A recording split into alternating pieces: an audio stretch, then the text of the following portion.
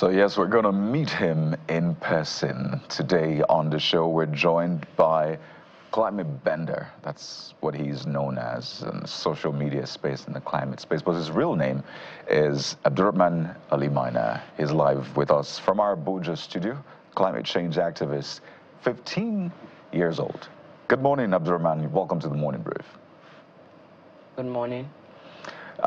Lots of questions running through my mind. It's beautiful to see that you've taken up this cause. You could be playing video games, right? You could be playing football, basketball, tennis, swimming, doing your assignments. You know, I imagine you do all of that. But why climate activism for you? Honestly, it's the troubles that I've seen people in because of climate change, the amount of suffering that I've seen. And also, I could relate to all those heat waves and hurricanes and floods that are caused by climate change. And so I decided to help. If there's no one there, I decided to, be there to help people. And you started this 6 years plus ago. I think you were 9 or thereabouts when you started this. And some have said, you're one of the youngest climate change activists in this part of the world. I'd like to know what kind of feedback you have gotten, because some will say that is carrying the burden of an older person, right, carried on yourself. But some have said it's never too early to start, right? So speak to us about the feedback you've gotten, the kind of improvements you have seen in perhaps young people, older people, in the past 6 years that you've taken up this course. Honestly, I've gotten a lot of social media traction because of the climate change things that I've done. I've been getting up to 60,000 views on my social media, and I hope to translate it to the real world with my new book. It's called Climate Bender Adventures. This is the worksheet. The book is coming out November, but the worksheet right now is here to help children understand what climate change is, and I'll be using this on school tours to, I'll teach young children climate change and the dangers of climate change and how they should start acting now before it's too late.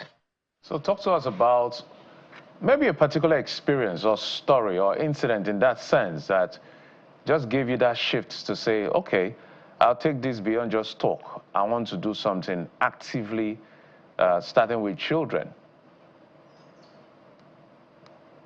Honestly, when I was 12 years old in JSS1, my teacher taught me about climate change, and I was like, yo, this is just another topic. But when he talked about all the gases that come from cars and the heat waves that we've been getting, I realized that, hey, this is actually happening in the real world, and all those gases that are coming out from cars are suffocating. And I was like, I need to ask questions, and I asked a lot of questions to my teacher. And at some point, he got tired of answering my question, and he was like, just go and have some research on Google. And that's where I got in-depth into the topic, and I was like, this is actually a real world problem, and I need to, advocate for climate change and inform people about, give awareness to people about this climate change problems, honestly.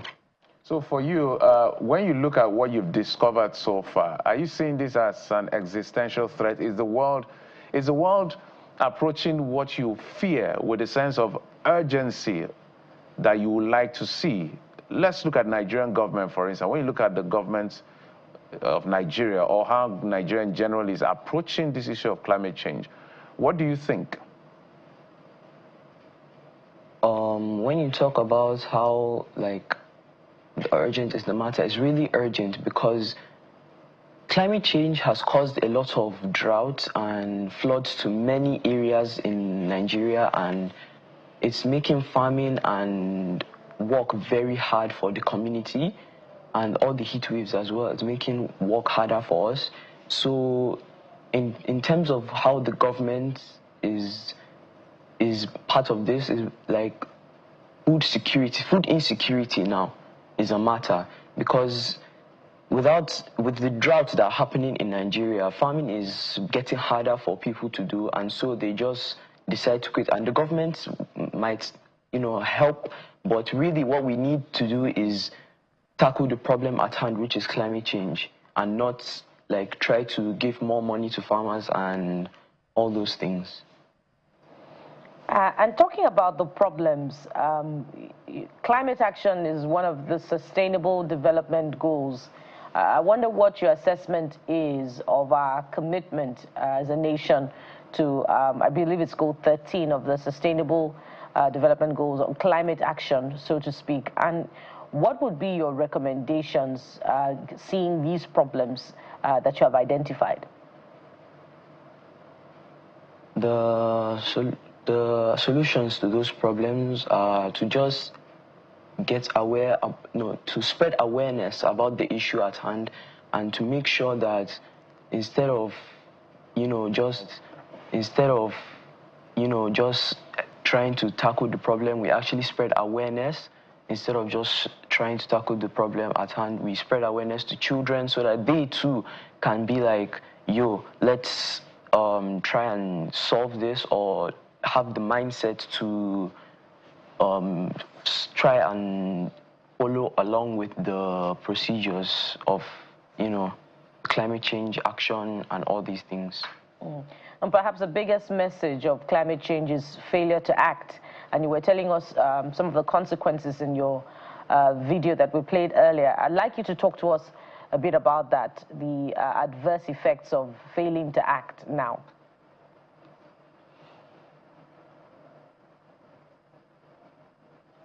Failing to act causes a lot of problems to the community, because it's our future generation that will inherit this planet, and if we don't act now, they will suffer in the future. And honestly, I feel like it will be a lot of hard, because I'm part of the future generation too, and I'll be the one with my fellow people that will inherit the planet.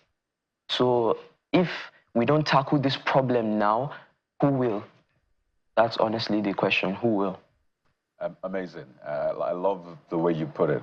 That way, it's more vivid. It's more, it hits home for a lot of people. I see that you have a character, a cartoon character, right? I want you to talk us through that. And I see that you brought.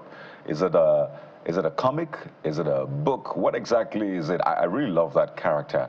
The climate bender. Maybe you talk to us about the inspiration behind that, but also that book, or exactly what you have. Talk to us about that. Yeah. So this character and the book was inspired by a comic.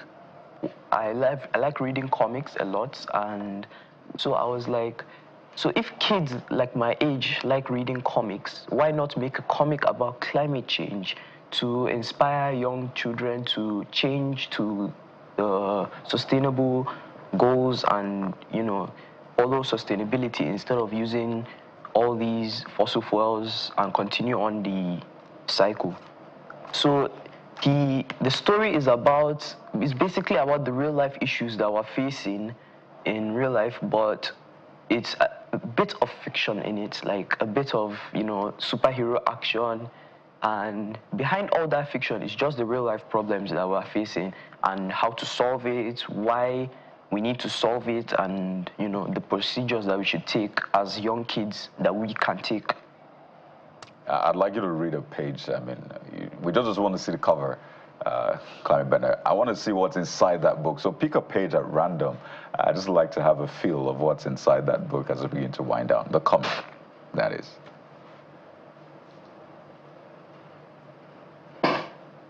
So the comic, this is the worksheet, not the comic itself. The comic is coming out November, November this year, and this is the worksheet currently, and it's just a book that I can use to go to like schools and have school tours and talk to them about it.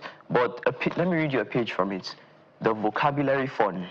Find the missing words and fill in the blanks using the word bank below. The word bank is desert, robots, goggles, powers, machine, and river.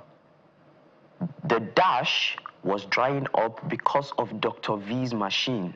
The answer to this question is river. The river was drying up because of Dr. V's I was going to answer it. I was going to answer it. It's river, right? So I get a point or one for that. And I think it's beautiful how you're making it interactive for young people. It's beautiful to see. And I was going to ask what you do for fun, since you're doing a lot of serious stuff. But I see that you have blended fun into that. So while you're passing that message, are you also having fun? And other children can have fun with that. It's been a pleasure speaking with you. Clearly, the future is bright. The future of our climate, of our nation, is bright. Never mind that we're not contributing as much, as other continents. But the fact that we're taking responsibility for even the little gas emissions, that we contribute is great to see. We've been speaking with, well, you can call him a climate bender, but his real name is Abdurrahman Ali Maina, a climate change activist, 15 years old. It's great to see what you're doing, and we wish you the very best.